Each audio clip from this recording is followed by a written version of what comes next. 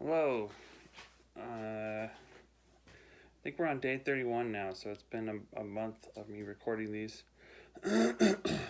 devotions. Today I read chapter 45, 46. 45 was a really short chapter, just a letter of encouragement to his servant Baruch. And then 46, Jeremiah is speaking from God um, about what's going to happen to the Gentiles. Excuse me. And I think what's important here is that the Gentiles are going to be judged, and it's going to be Nebuchadnezzar, who marches 550 miles to take over them. And this is a pretty strong prophecy that he's giving, because Egypt is a very strong country. I mean, it was a world superpower. And at the time, Babylon is like 500 miles away, and God says that they're going to come and be the ones to judge you, and it comes true.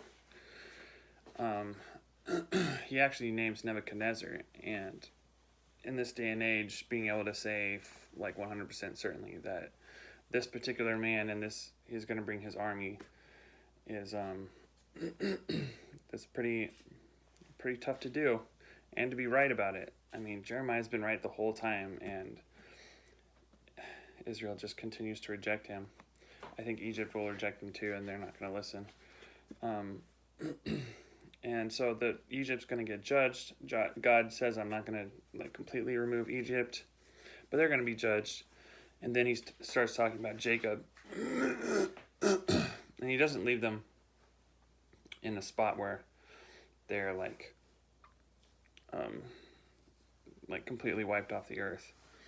I like how the last verse 28, leaves it. Fear thou not, O Jacob, my servant, saith the Lord, for I am with thee, for I will make a full end of all the nations whither I have driven thee. But I will not make a full end of thee, but correct thee in measure, yet will I not leave thee wholly unpunished. So every nation he can destroy, but he will not completely destroy Israel. They are his chosen people. I mean, that's important because God keeps his promises, and he promised them that they would live. And I also like how he says he's going to correct them in measure. I don't think God really corrects people in a way that just utterly destroys them. It is painful. I know I've had some correction, and without it, I never would have sought him out. But he doesn't completely destroy people, I think, and that's important. He doesn't completely destroy Israel. I'm just imagining the dad who has to spank his child, and the child thinks that, oh man, my dad's going to beat me so bad I'm going to be bloody and bruised, and all he does is swat him on the butt once. That's what I'm imagining.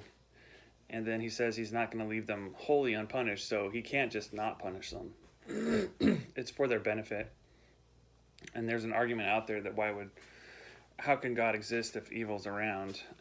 Sometimes it's a punishment to people, and I don't think we're in the position to say that something is evil unless we were all powerful and all knowing. Then we would know something was completely evil.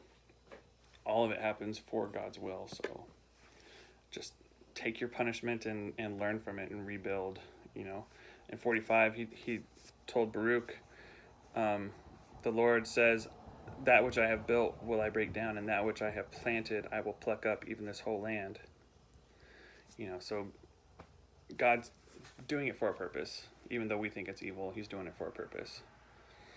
And then he says, I will bring evil upon all flesh, saith the Lord, but thy life will I give unto thee for a prey in all places whither thou goest.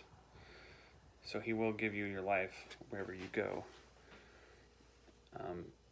So I guess that's what I'm getting out of it. All the evil things in this world are still happening for him and by him. And sometimes we just gotta take our punishment.